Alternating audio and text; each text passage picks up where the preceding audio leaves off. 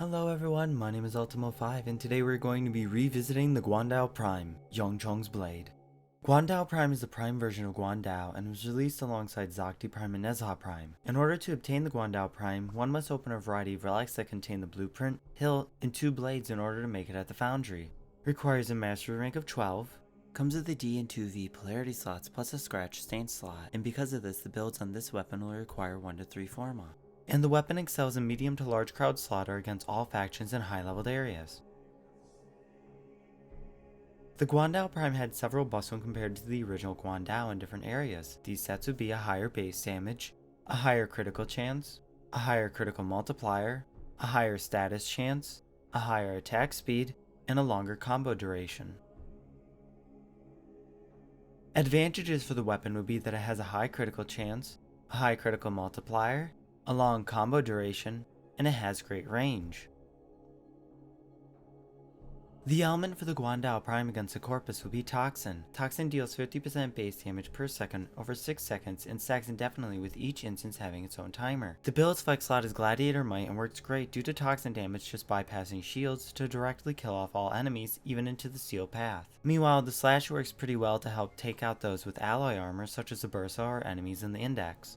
The elements for the Guandao Prime against the Corrupting Grineer will be Viral or Slash. Viral amplifies health damage by 100% for 6 seconds and stacks up to 10 times for a total of 325%. Meanwhile, Slash's status effect is Bleed, and after 1 second it deals 35% of the base damage per second for 6 seconds, which bypasses armor. The build's flex slots are Prime Smite, Corrupted, or Grineer for both builds. However, the Slash build also has an additional flex slot of Sacrificial Steel. Both builds work great into the steel path with just annihilating the enemy. However, with the Slash build, I strongly recommend using Arcane Strike in order to replace Berserker Fury with Gladiator Might in order to make the build do even more ridiculous amounts of damage.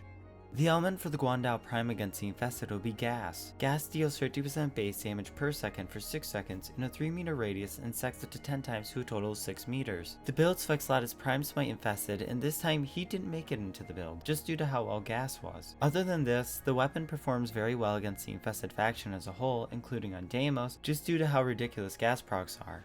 The elements for the Guandao Prime with the heavy attack build set will follow Toxin for the Corpus, Slash for the Corrupted Grineer, and Heat for the Infested. The flex slot for the Corpus will be Melee Prowess, Weeping Wounds for the Corrupted Grineer, and Gladiator Might for the Infested. These builds are for those who want to try out the Guandao Prime's heavy attack set for fun. I wouldn't suggest taking these in a late game, and this is mainly due to the weapon not having that high of a base status chance, and all of its available stances not having a guaranteed proc when heavy attacking. It does okay against the Infested and Corpus, but it's just horrible against the Corrupted Grineer. The only way to make it slightly better in a late game for the Corrupted Grineer is adding an extra forma and adding melee prowess instead.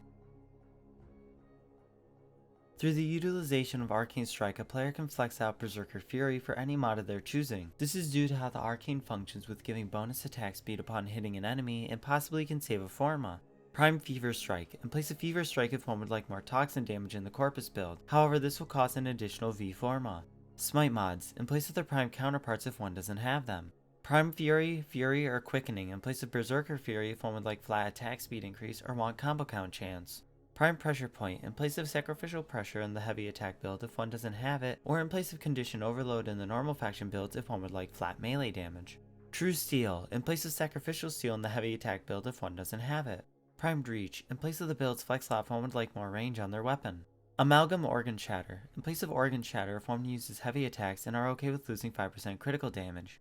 Gladiator Might in place of the build's Smite faction mod if one doesn't like using faction mods. Carnus Mandible in place of Berserker Fury if one has Arcane Strike in the Grineer and Corrupted Slash build and would like more Slash procs and an even higher status chance.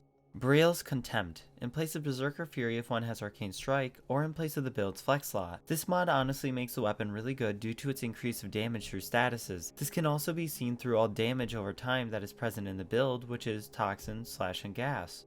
In Gladiator Rush or Drifting Contact, in place of the build's flex slot if one doesn't have an arm on focus or can't handle the combo chain duration. There are several ways to enhance critical stats and damage for this weapon. For instance, for damage, Rhino's Roar, Valkyrie's Warcry which bolsters attack speed and in turn increasing DPS, Nova's Molecular Prime which makes all sources of damage increase by 100% against primed enemies, Mirage's Eclipse mixed with her Hall of Mirrors has a massive damage bonus during the day or in light, Saren's Toxic Lash mixed with her Spores abilities, Wisp's Haste Reservoir, which bolsters attack speed in turn increasing DPS. Equinox's Rest and Raging Dayform makes targets more vulnerable to damage. Chroma's Vex Armor, when health gets damage, increases weapon damage. And Volt's Speed, which bolsters attack speed in turn increasing DPS. For critical stats, Harrow's Covenant can have up to 50% critical chance and 200% on headshots. Frost passive with his Biting Frost augmentation grants a 200% increase to critical chance and critical damage upon attacking frozen enemies.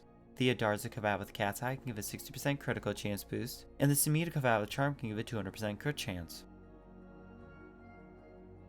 Arcane Fury. On critical hit, 60% chance for 180% melee damage to melee weapons for 18 seconds. Arcane Blade Charger. On primary weapon kill, 30% chance for 300% melee damage for 12 seconds. And Arcane Strike. On hit, 15% chance for 60% attack speed to melee weapons for 18 seconds. When you get your hands on a Riven for this weapon, the flex slot to replace will be what was previously discussed before. This may require 1 or 2 more Forma, and in order to maximize damage output with the Guandao Prime, one will need to get lucky and get some nice stats. My ideal stats would be melee damage, critical chance, and negative finisher damage. Thanks for watching. If you want to see more guides on Warframe, please click the like and sub buttons to let me know. And as per usual, I will see you guys in the next video. Goodbye.